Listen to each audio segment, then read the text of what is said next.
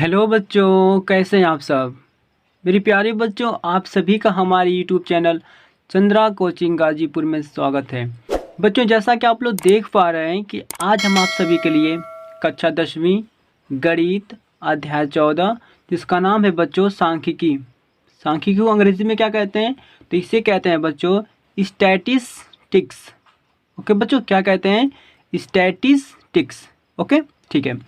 और देखिए बच्चों, ये जो टॉपिक आपका है ना, बहुत ही ज़्यादा इम्पोर्टेंट टॉपिक है।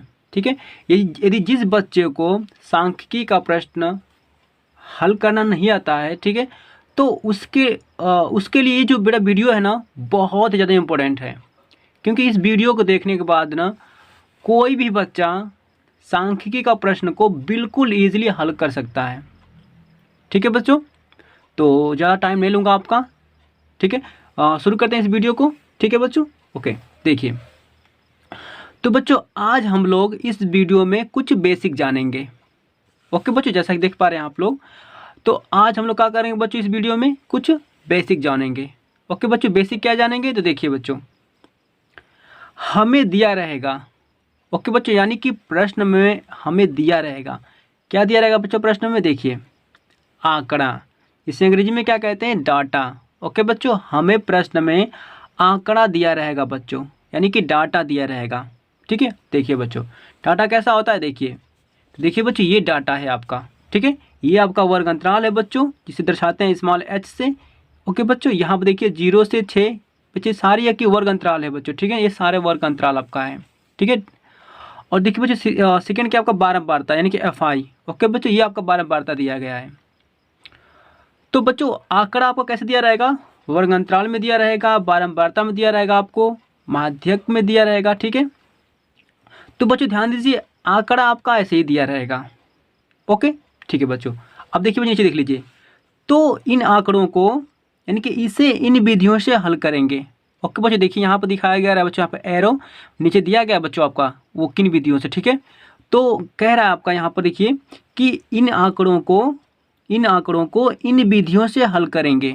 ओके बच्चों, कौन सी विधि है? देखिए बच्चों, वो विधि आपकी है, देखिए वो सांख्यिकी के कुछ फार्मूले हैं बच्चों। वो जो विधि है ना बच्चों, जो फार्मूले आपके हैं ना, वो सांख्यिकी के, यानी कि चैप्टर आपका सांख्यिकी है ना, उसी के कुछ फार्मूले हैं, उन्हीं से हम लोग इन आंकड़ों को हल करेंगे। ठीक है बच्चों, ठीक है। देखिए बच्चों, हमें क्या करेगा सवाल में, यानी कि हमसे पूछेगा क्वेश्चन मार्क। देखिए बच्चों, हमसे क्या पूछेगा? ओके बच्चों, देखिए हमसे ये पूछेगा ना बच्चों, देखिए कि इन आंकड़ों का समांतर माध्य निकालिए। ओके बच्चों, क्या कहेगा कि इन आंकड़ों का समांतर माध्य निकालिए। ओके बच्चों, यानी कि माध्य कहेगा, समांतर माध्य या माध्य कह सकता है, या तो कहेगा बच्चों इन आंकड़ों का माध्यक निकालिए। ओके, या तो क्वेश्चन आगे बोल सकता है कि इन आंकड़ों का बहुलक निकालिए बच्चों। ठीक है, यानी कि कैसे प्रश्न पूछेगा आपसे? देखिए, पहला प्रश्न बेटा ये पूछ सकता है आपसे कि इन आंकड़ों का, पहला क्वेश्चन क्या कहेगा आपसे? इन आंकड़ों का समांतर माध्य निकालिए। ठीक है, समांतर माध्य या माध्य निकालिए, या तो आपको औसत भी कह सकता है। ठीक है, और सेकंड क्या कहेगा बच्चों? देखिए, सेकंड कहेगा कि इन आंकड़ों का माध्यक निकालिए, और थर्ड क्या बड़ा कह सकता है आपसे? इन आंकड़ों का बहुलक निकालिए। ठीक है बच्चों, यानी कि आपसे 3 तरह से सवाल पूछ सकता है बच्चों। ओके, ठीक है। तो देखिए बच्चों, फर्स्ट हम यहाँ पर जानेंगे कि हम लोग का जो समांतर माध्य जो निकालेंगे हम लोग, तो बेटा देखिए, समांतर माध्य को निकालने के लिए हम लोग के पास 3 विधियाँ होती हैं। ओके, अगर आपसे क्वेश्चन में ये पूछ दे कि इन आंकड़ों का समांतर माध्य निकालिए, तो बच्चों माध्य तो निकालेंगे, ठीक है, लेकिन कुछ और जान जाइए बेटा, माध्य निकालने के लिए ना आपके पास कितनी विधियाँ हैं? 3 विधियाँ हैं बच्चों। कौन कौन सी है? देखिए, पहली विधि है बच्चों आपकी प्रत्यक्ष विधि। ठीक है बच्चों, ठीक है। दूसरी विधि कौन सी है? कल्पित माध्य विधि। ठीक है बच्चों, आगे। और जो तीसरी विधि है वो क्या है? पग विचलन विधि। ओके बच्चों, यानी कि आपके पास समांतर माध्य यानी कि माध्य को निकालने के लिए 3 विधियाँ यहाँ पर गिवन है बच्चों। ठीक है, यानी 3 विधियाँ आपके पास है। लेकिन देखिए क्या करेंगे आप, देखिए क्वेश्चन में जब भी आपसे पूछे ना बच्चों, देखिए क्वेश्चन में पूछेगा ऐसे करके कि इन आंकड़ों का ना माध्य तो निकालिए, लेकिन प्रत्यक्ष विधि से निकालिए। ओके बच्चों, आसान हो गया आपका ना। प्रश्न कैसे पूछेगा कि इन आंकड़ों का, यानी कि जो आंकड़ा दिया है इसका माध्य तो निकालिए, लेकिन प्रत्यक्ष विधि से निकालिए। तो आप लोग क्या करेंगे बच्चों? प्रत्यक्ष विधि का फॉर्मूला अप्लाई कर देंगे। ओके बच्चों, ओके। और देखिए बच्चों, और कैसे प्रश्न कहेगा आपसे कि इन आंकड़ों का माध्य तो निकालिए, लेकिन कल्पित माध्य विधि से निकालिए। ठीक है बच्चों, देखिए कितना आसानी से बोल रहा है आपका। तो आप लोग क्लियर हो जाएंगे कि यस, मुझसे कल्पित माध्य विधि से इस आंकड़ों को निकालना है। ठीक है, यानी कि कन्फ्यूजन बच्चा वहाँ पर आप नहीं होंगे। क्यों नहीं होंगे? क्योंकि आपसे वहाँ बोलेगा कि यस, मुझे इस आंकड़ों को हल करिए, माध्य निकालिए, लेकिन कल्पित माध्य विधि से निकालिए। ठीक है, और आगे तीसरा क्या बोलेगा बच्चों आपसे कि उन आंकड़ों का माध्य निकालिए, लेकिन किस विधि से? पग विचलन विधि से निकालिए इन आंकड़ों का माध्य। ठीक है बच्चों, ठीक है। लेकिन बच्चों एक और कंडीशन बनता है, अगर आपसे सवाल में अगर ये ना बोले कि हाँ इस विधि से, यानी कि इन तीनों में से अगर नाम ना दे, क्या करेंगे आप लोग? अगर आपका बड़ा क्वेश्चन जो है उस क्वेश्चन में अगर आपका सिर्फ इतना बोल दे कि माध्य निकालिए, ओके, क्वेश्चन में क्या कह दे बच्चों आपसे कि हमें सिर्फ माध्य निकालिए, तो क्या करेंगे आप बताइए? तो बताइए आप किस विधि का प्रयोग करेंगे? ओके बच्चों, देखिए बच्चों, अगर आपसे प्रश्न में सिर्फ इतना बोल दे कि मुझे माध्य निकालिए, मुझे माध्य निकाल कर दिखाइए, तो बच्चों ध्यान दीजिएगा, इन तीनों विधियों में से ना किसी भी विधि को आप अप्लाई कर सकते हैं बच्चों। ठीक है, इन तीनों विधियों में से किसी भी विधि को आप रख सकते हैं, वहाँ पर किसी भी विधि से हल कर सकते हैं। अगर उस सवाल में तीनों विधियों का नाम मेंशन नहीं किया गया है तो, यानी कि तीनों विधियों को अगर आपसे नहीं पूछा है कि इस विधि से हल करिए, ओके, कंफर्म नहीं किया है कि इस विधि से हल करिए, तो बच्चों क्या करेंगे आप लोग? इन तीनों विधियों से किसी विधि से आप हल कर सकते हैं। ठीक है बच्चों, ठीक है। और ध्यान दीजिए एक और खास बात क्या है बच्चों कि इन तीनों विधियों से अगर आप लोग हल करेंगे क्वेश्चन को ना, तो तीनों विधियों से बेटा जो वैल्यू आएगी ना, वो कैसी आएगी? इक्वल आएगी आपकी, यानी कि इससे भी जो वैल्यू आएगी ना, सेम वैल्यू इससे भी आएगी और सेम वैल्यू इससे भी आएगी बच्चों। ओके, समझ पाए आप लोग? क्या समझे बच्चों कि अगर प्रत्यक्ष विधि से निकालेंगे ना माध्य, तो मान लीजिए इसका आंसर 5 आ गया, तो बच्चा कल्पित माध्य विधि से भी आंसर 5 ही आएगा, इस विधि पग विचलन विधि से भी आपका आंसर 5 ही आएगा। यानी कि सभी विधियों से हल करेंगे किसी भी प्रश्न को, तो बेटा माध्य क्या आएगा? सबका इक्वल आता है, चाहे किसी विधि से भी करिए। ठीक है, ओके बच्चों, ठीक है। तो बच्चों क्लियर आपको हो गया क्या? ठीक है, और देखिए बच्चों, मैं आप लोग को बड़ा यही सलाह दूंगा कि आप लोग क्या करिएगा बच्चों कि प्रत्यक्ष विधि से लगा लीजिएगा। अगर आपके माध्य मेंशन नहीं किया गया है कि हाँ इस माध्य से निकालिए, इस विधि से निकालिए, तो ओके बच्चों, तो आप किस तीनों में से किसी एक विधि तो लगा सकते हैं, लेकिन मुझे अच्छा लग रहा है बच्चों कि किसी इसमें से ये प्रत्यक्ष विधि को लगा लीजिएगा, आप लोग आराम पड़ेगा। ठीक है, ओके बच्चों, ठीक है।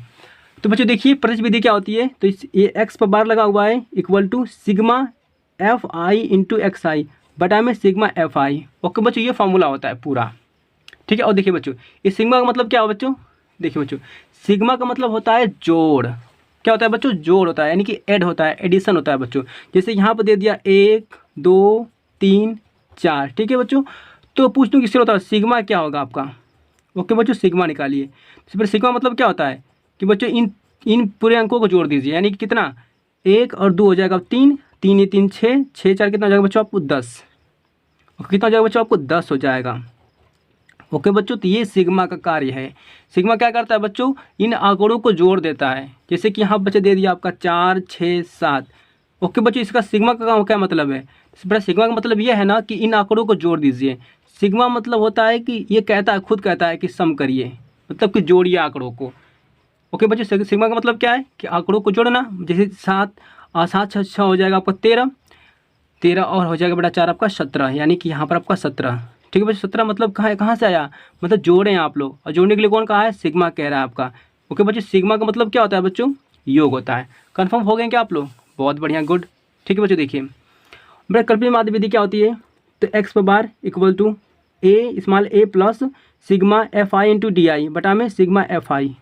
ओके बच्चों, ओके। बेटा पग विचलन विधि क्या होता है, तो एक्स पर बार लगा आपका equal to small A plus sigma F I into U I बटा में सिग्मा एफ आई इंटू पूरा कोष्टक बन करके बच्चा एच आपका है। ठीक है, और देखिए बच्चों आप लोग बिल्कुल मतलब मत डरिए कि मैं आप लोगों को यहाँ पर देखिए एफ आई क्या है, एक्स आई क्या है यहाँ पर, ठीक है, और यहाँ पर स्मॉल ए क्या है, यहाँ पर डी आई क्या है आपका, यहाँ पर स्मॉल ए क्या है, यू आई क्या है, यहाँ पर एच क्या है। तो बच्चों आप परेशान मत होइए, इन सभी वीडियो से मैं आप लोगों को क्वेश्चन हल कराऊंगा, ठीक है। और बच्चों जब उसमें क्वेश्चन हल कराऊंगा तो पता क्या करूँगा, आप लोगों को ना पूरा डिटेल से बता दूंगा कि एक्चुअल में डी आई क्या है, एफ आई क्या है, यू आई क्या है आपका, एच क्या है और ये क्या है बच्चों, ठीक है। बेटा इस सबको सवाल में बताऊँगा, नहीं तो इसमें बताऊँगा बच्चों आपका वीडियो लंबी थोड़ी सी हो जाएगी, ठीक है।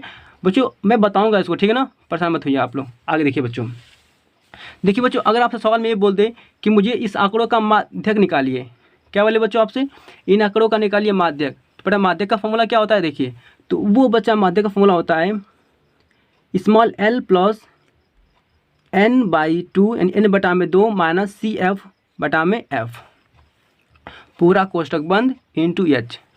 ओके बच्चों, माध्यक का फॉर्मूला यही होता है। बच्चों आप याद कर लेंगे नहीं इसे, ओके बच्चों गुड, याद कर लीजिएगा, ठीक है। बच्चों कैसे याद करेंगे, देखिए small L plus N by two minus C F पूरा बटा में बच्चों एफ कोष्टक बंद कर लीजिएगा इंटू एच। ओके बच्चों, ये माध्यक का फॉर्मूला है। आगे देखिए बच्चों, अगर आपसे सवाल में बोल दे कि इन आंकड़ों का क्या करिए आप लोग, निकालिए बहुलक। क्या निकालिए बच्चों, बहुलक।